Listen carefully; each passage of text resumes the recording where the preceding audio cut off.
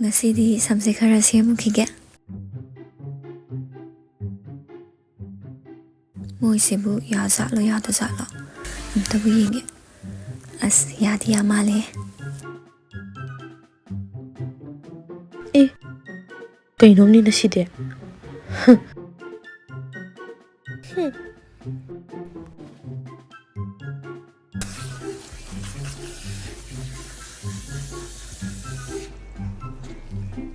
Kai service kutong no sibo.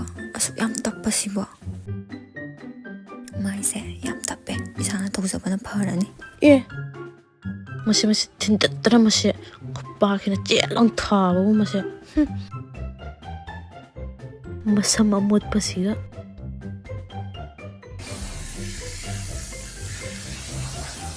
Kok si khasama yaba sida adom ising je haidana layimi masibo. As ay nga baga ngamjaloroi da.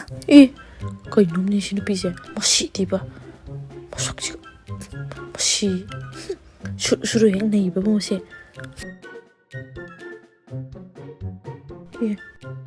Matang ni sinupise.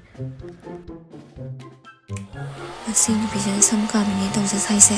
Uirani khang ay hekta mulla kamage da sidi. Makok phajana chae mase. Saikri na bi oiramni. No shiroi dawida.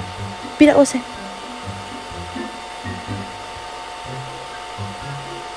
Oko pira ke leiti mi samje kyam paijani ma khangji. Tawruna thok. A few moments later. Sai thì samsi khoyandana ga tawrisi. Ai tanga pa matam se manghalle ba mana. Wow. Phajari si oide. Aina thasu thadu oide ba. Tang ni sinupise. Mina nga sai dagi wana tawise hekta punsan gi. Pharamani si ordi chatlage. Hi mayam. Akhoi nauji lai jaise make salon dane. Mayam festive season lakpana offer mayam amasu laye. Haircut, keratin treatment, aduga hair styling asina chingba mayam amasu laye. Nang amu hayo kaino. Adagi aikhoigi skin gi matang da su facial, clean up, pedicure, manicure loina leijari.